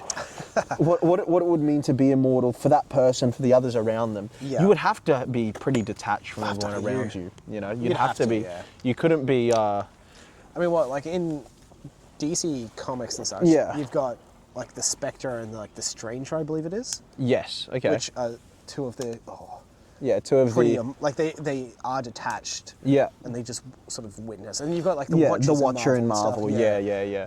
But it'd be interesting to explore whether you could be an immortal being, but not lose your humanity. Because obviously the ultimate one is Dr. Manhattan, right? True. He's yeah. an interesting case. That's not just immortal though. That's all no, it's powerful. omniscient, omnipresent, Yeah. all that sort of stuff. Yeah, but it'd be, whether you can keep your humanity and stuff through it Yeah. is an interesting thing to explore because, how would you? Yeah. It's how- gonna be like a you'd have to stay way of hidden. phrasing your mind. You have to stay hidden or move country to country. It'd be tough to be immortal in today's day and age simply because of how ID'd up everything is. You can't just wander to a foreign shore and start a new life anymore. As much as that would make me so happy that I think if it'd I have could to do be like that. a rural setting for you to do anything. Yeah, it would be. And even but, that, you have to. like, you how have are to you either gonna do jump like borders and that. I mean, you know? you could do the Twilight of they. I don't know. I refuse. Yeah. Oh, I mean, it's Have you watched it? when we get the Patreon set up, we will do a Twilight watch together. Will we? We will. It's very funny. I mean, I can imagine it is pretty funny, but. But they it have seems- they moved around and stuff to keep the children young. Sorry, what? Well, because they don't age, they're vampires. Oh, okay. So they had to go to new schools and stuff because they're So how long do they live? How long do they live for? forever. So why is there children? Oh, because they were bitten as children. Oh, okay. So they don't sorry, they're reproduce. Not, they're teenagers, but Yeah, but they don't reproduce. they look like 30 so year olds. But yeah, but then they're teenagers. Yeah. Okay. Yeah, they do look quite That old. classic Hollywood. Yeah, the Hollywood thing, which I don't know why they do, and it'd make it harder because if we were ever to do a Godsend Saga thing, if they would cast Shira as like a 24-year-old actor, it'd be over. Yeah, It'd be over before it even. Thanks, man. good one. It'd be over before it even began. back to back. There's a little stone hole that we've been throwing rocks into, and we both landed it in one after the Huge. other. Yeah. Yeah, But yeah. but they moved around, or they Yeah. just kept enrolling in different Yeah. countries. They had a different school. Sorry. Yeah. They had a wall of graduation hats. Where it was like a framed picture on a Okay, wall, which is kind why- of fun to show. Why would you even bother? Like going to school? I mean, just to keep up appearances. But you could pass as 18. Yeah. And just say you'll graduate. Why would you choose to go into school? I don't know. You'd have to sit the classes again I mean, and realistically, they're all predators because they're going after again. younger people. No. I get that, right? Like, I get their predators. Yeah. Sit yourself through the curriculum. Well, you still have to pass the exams. I don't know. You can still learn have a bunch. No, but you're learning the same material over and Just over and sneaky over side and over research? and over and over again. Yeah. Oh, it's stupid. Like, it's entirely stupid. No, it definitely Because if you look that age, you would just pass as 18, already graduated, then you could do what you want. Again, they looked 30, so they could do. No, of course, but I'm But saying, yeah. if, for example, if you said they looked 18 or Yeah. 16 or whatever it might be. 16, you can pass for an adult. Yeah, but you would just say 18. Yeah. Your entire life, if you just pass as 16, again, You can't buy alcohol if that's what you're into. You can't do any of that sort of stuff. I mean, sucked in even worse. They're in America. Yeah. Why would you not just pick 21? Yeah. Like, it doesn't change your life No. whatsoever. I mean, they're probably... actually, I don't know if there are any benefits to staying under the radar if going to school or, like... There's voting less. age. Like, here it's probably worse to be an adult because you have more, like, voting requirements and such Yeah, like but that. that's fine. Even that, you can get away with. Voting or attending school 9 hours a day. I mean, even that, you don't even just sign up. You just don't register anywhere. Yeah. You don't even... Because school, That's you're what I'm saying. registering. Yeah, Yeah. it is stupid. It's entirely stupid. It is a flawed world. Beyond flawed. I only know this much about it and it's stupid. Oh, God, that kid's going to take himself out. It'd be quite funny. But yeah. Yeah, no, it's funny watch. Yeah. I mean, I'm not going to say spoilers for the, 10-year-old movie or whatever it is. Yeah. But the finale fight in that last movie... I've heard things about it. Is it any good? Let's ignore the fight itself. Yeah. That entire thing Yeah. is technically a dream sequence, so never happened. No. It's so great. So, for more Did context... it hit you with the and then he woke up? No, so for more context, one of the characters has the ability to see into the future. Oh, and that was what it... You see the entire fight with all of So these all of characters it meant dying, nothing. and then they change something so that it doesn't happen. It's incredible that they just That's some of the worst... made it not count. That's some of It's the worst writing I've so ever funny. heard. If we ever get that bad with our stuff, Let us know. please just spam our comments with stop writing. Don't be Twilight. Don't be twats. Oh, it's so funny to me that they just go, yeah, no, it doesn't matter actually, that didn't happen. It's like half an hour of the movie or something like that. It's a solid amount of time. That's crazy. And there's like so much that's happening. Like the earth is being rent apart. I don't know. They have powers. They're vampires with powers. Right. Yeah. Which I admittedly I haven't seen anywhere else. I don't think What, vampires? There's vampires elsewhere, but they don't each have unique abilities. So I'm gonna give them Yeah, at least okay. mild credit for that. Yeah, so... But- it's a vampire shonen. Is all you... Kinda is actually. Yeah, that's crazy. What are the unique abilities? Like flight and that? I mean, you get a bunch of different ones. Like Okay. the earth raining, someone's able to manipulate earth and stuff like that. Like the entire world? Oh, and like dirt and shit, like earth, Okay. rock. Yeah, okay. So big Jun Sweet Tamashi vibes. Yeah. But more powerful. Well, Because technically they get down to lava even though they're only like 5 meters below the ground or something like that.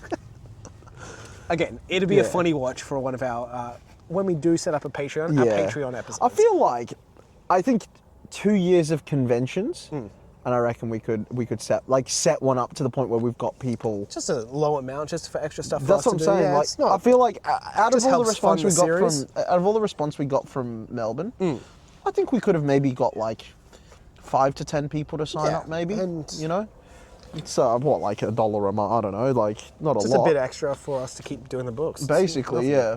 Because the wouldn't be more asking that for we much, yeah. have, the more that we can create, and the more that we can create, the more fun we can make for you. But yeah, it's very funny though. It does seem quite fun. I'm trying to think what else I would do on a Patreon. You know, I mean, a 12-hour episode of us watching all 4 movies. Also, how much do you know about Twilight other than... vampires versus werewolves. Robert Pattinson's in it. I like him as an actor. I'm deeply disappointed that he chose to do that. I mean, he's went into like an age of depression after that. Huh? He went like he Yeah, not dissociated surprised. as much from it as I'm possible. not surprised. I would too.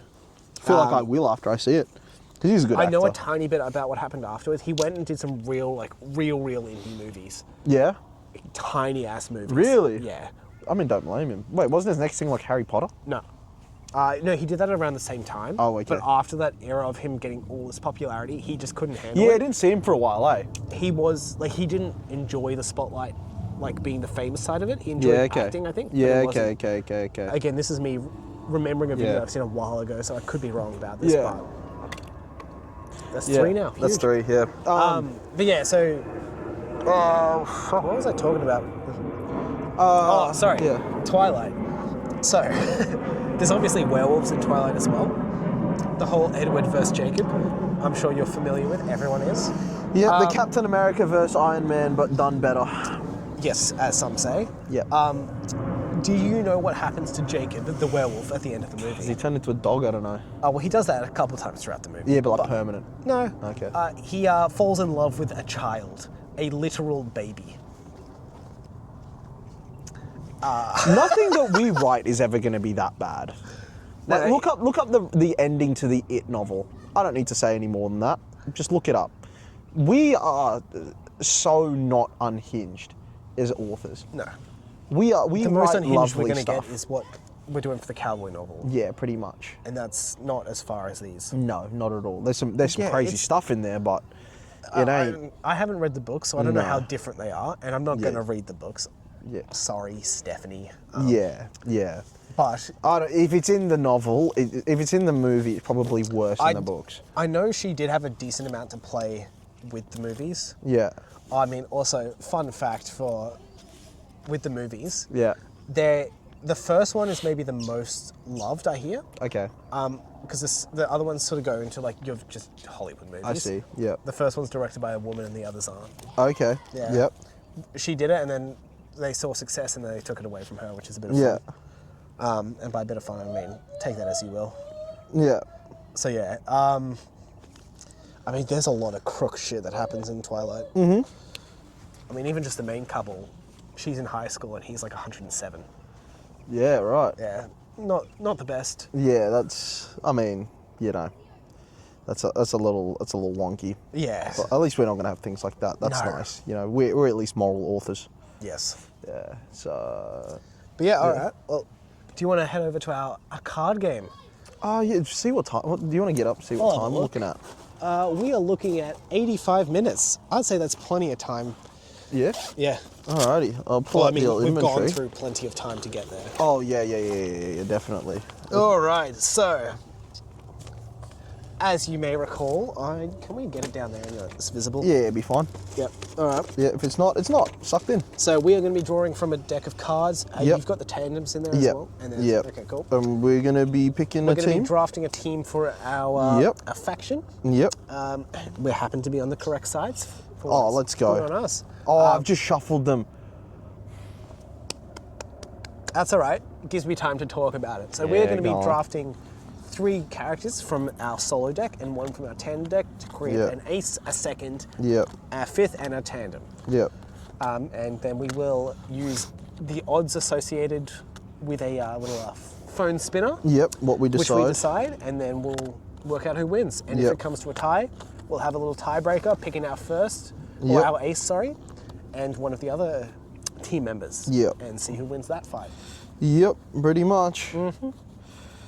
You know what could be more fun Yeah? is if we don't pick, is if we just go in order from 5th upwards, and we don't pick what position they get put in.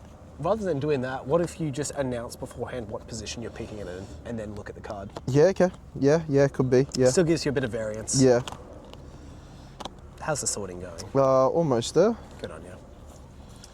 Had someone else come and check out the podcast set. Oh, who's up? Cyclist, just swung by. Oh, yeah, right. Oh, g'day, mate. Leave us alone. We're just having some plain old fun here. All right. wanna give me one give to each shuffle? one a shuffle. All right. I just need to check something on the old phone. You can deal with the dead air. Yep, I'm really good with dead air. Yeah, go on. Give him a yarn. Tell him something about yourself, Sam. I like frozen peas as a snack. Yeah, it's kind of I've insane. consumed 24 oranges in the last Yeah. day. I have some more push-ups to do for the day.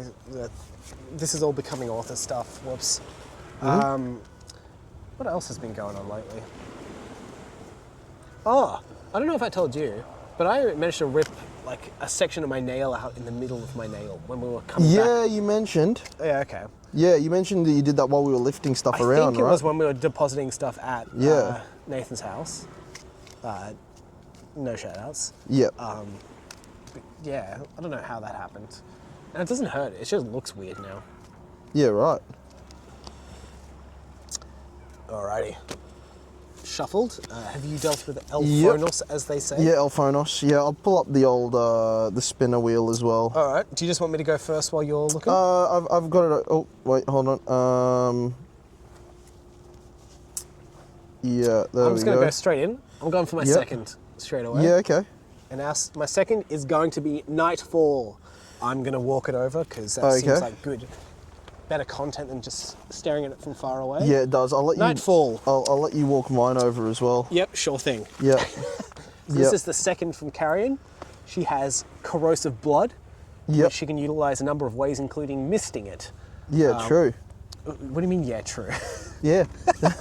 So I'm making the thing. Yeah, so a solid second.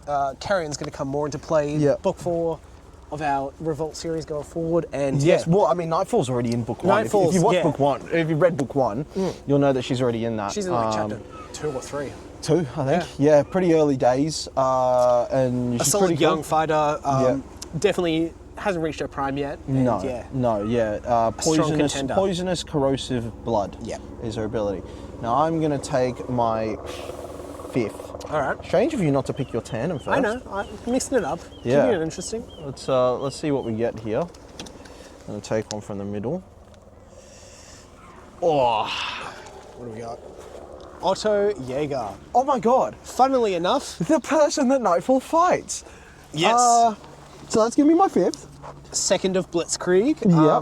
That's who they fight each other in chapter 2. So if you've read the book, you're gonna be quite familiar with that. Otto has the ability to turn his arms into blades. Yep. And yeah, Yeah, it's his arms and eventually limbs and all that. Yeah. But he can also grow like basically sword blades out of his hands as well that he uses for his first Kanto. Big stabby boy, but yeah. all right. This is going to be for my tandem. Ooh, oh, that's pretty good. I mean, one of that's good. The other one's less so good. yeah, but Shinji- together, you got to think of them together. Yeah, then. together. Shinji Nakamura. and Daisuke Daisuke Ito. Ito. So, Daisuke, big axe, and remind me of Shinji because Glass. Glass, yeah. Look, some glass. Convenient. He in the same way that people wield fire, water, earth, he uses glass. Yeah. Produces it, very sharp, fragile, but will shred you up quite a lot. And he's Remind pretty me good where with it. they are in place, like in Kind the- of mid-table-ish, I think, or a little bit lower than maybe early, like low 20s. Okay. Like 21, 22, I It's think. not the best somewhere. pick I could have got, but yeah. No, but they're still pretty solid. I mean, Shinji. I mean, what it does open you for is Shinji's now part of your potential. He's a final strong fight. fighter, yeah.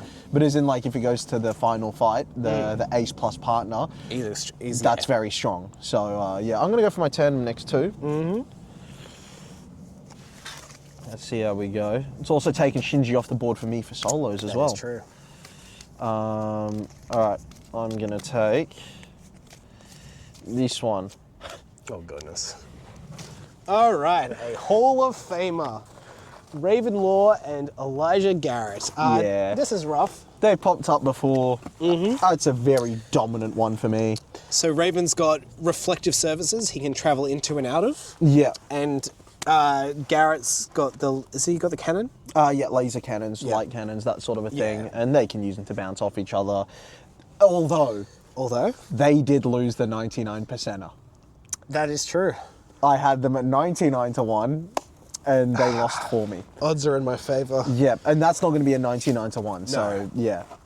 All right. Yeah, yeah. All right, you want to pick your either ace or 5th? I might go with my ace first. Okay. Finish strong, is what they say. Alrighty. Ooh, a decent pick for ace. A Hall of Famer, Yeah, Akira Miyazaki. Miyazaki. So a grandfather of, you're aware of Tendo, obviously, Yes. being one of my favourite characters.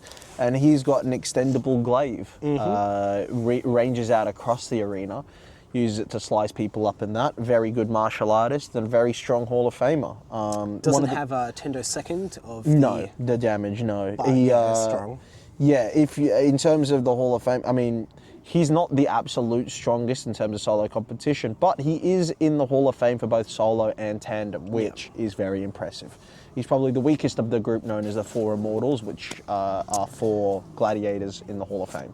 including Shiro's grandfather, Yeah. Mitsuharu. Yeah. Saharu Tamashi. Alright. Hikari, you donkey. fuck. Yeah, Hikari. Hikari, you far donkey. out. Oh.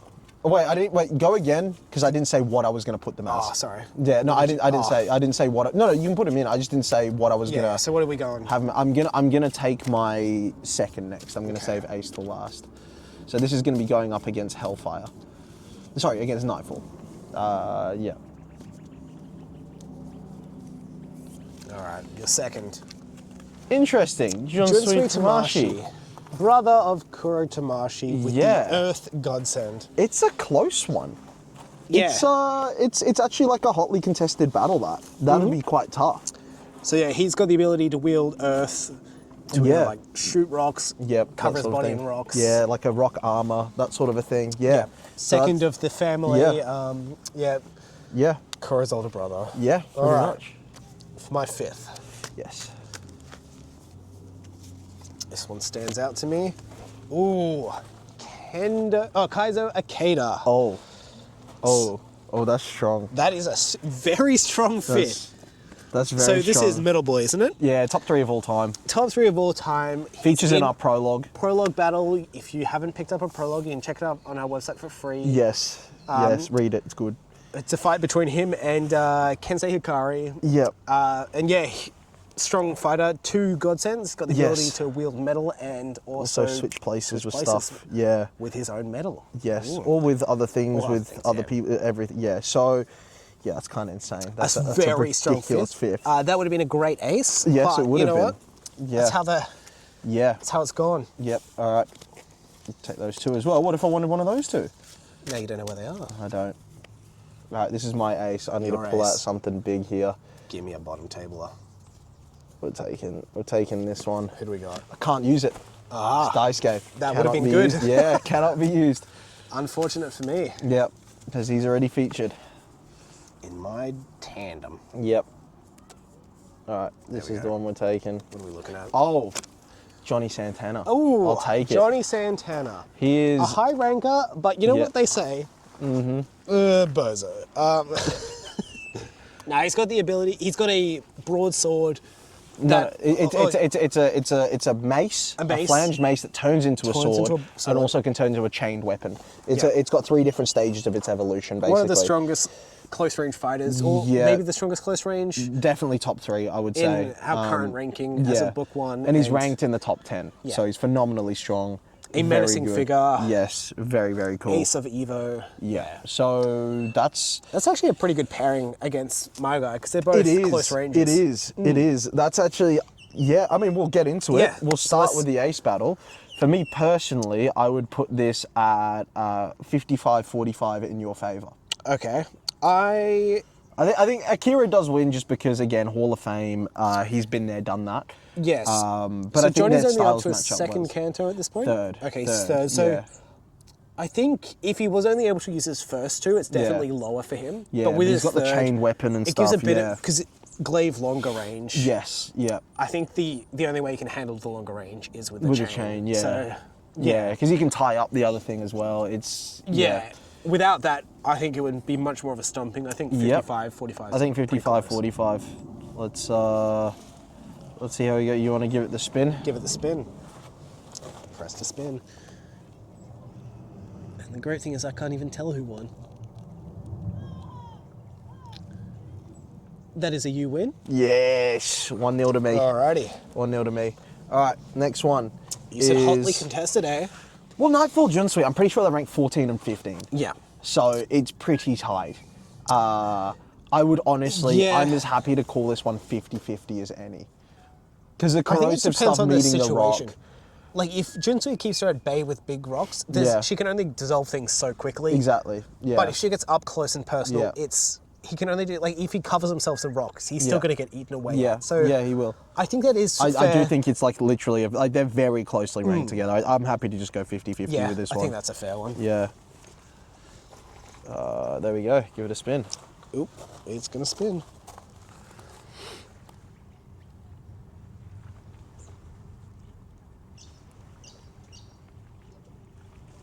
That is a me win.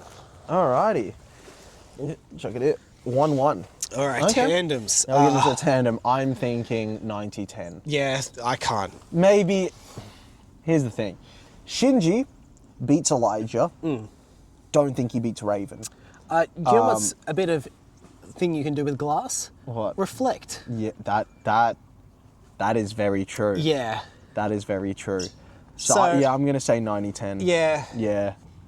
That's it's not a white because again Shinji's the 4th ranked gladiator in Yeah. the world. Like he's very, very strong. Like very, very strong. I again, unbelievably high. There's like it's Aurelius, Alistair, and Shinsuke. They're ahead of him. That's ridiculous. I might even be tempted to make it a touch more in your favour. It is. And the only reason I'm happy to go 90-10 is because of Shinji. That good. Okay, fair enough. He's just very good. I'll take the extra odds. I've already spun it. Oh, quickly.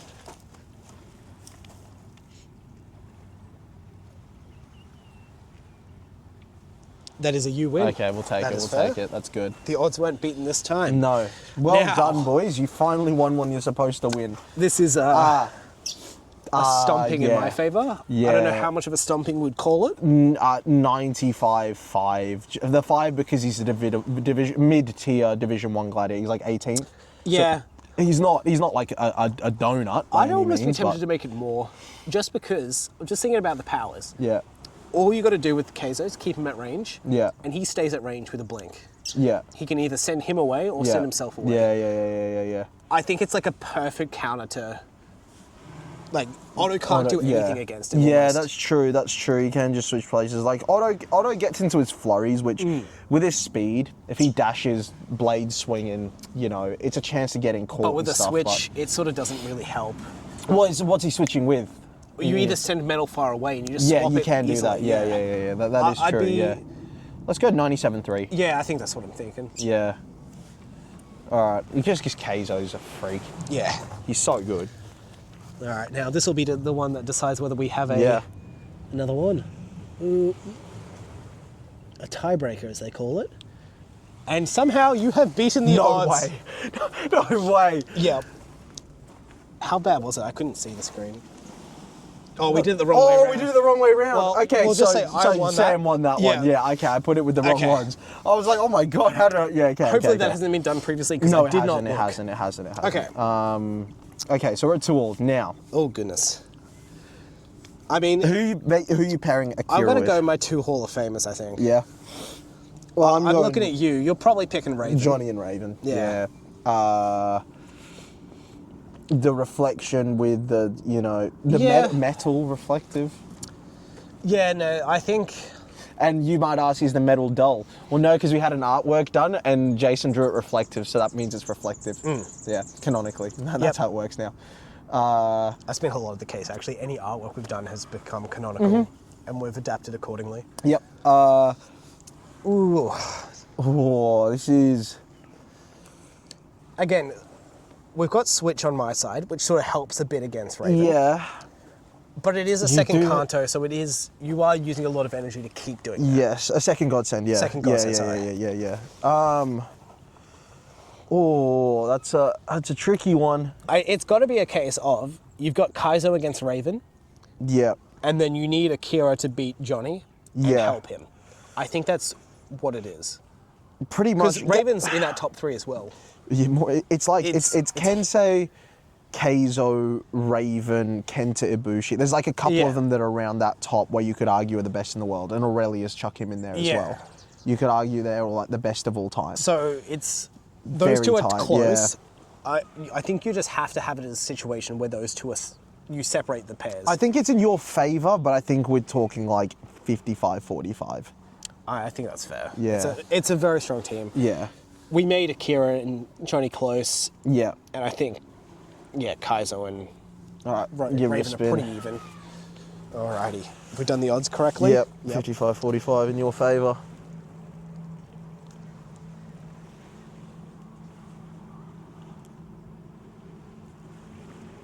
And you have taken it. The odds have been beaten. And on that wonderful triumph, it's time to bring this really bizarre episode of the Rubber Dinghy Report to a close. We talked about sea creatures, immortality. Well, I don't know how the clips for this one are going to look. Yeah, it could be interesting, eh?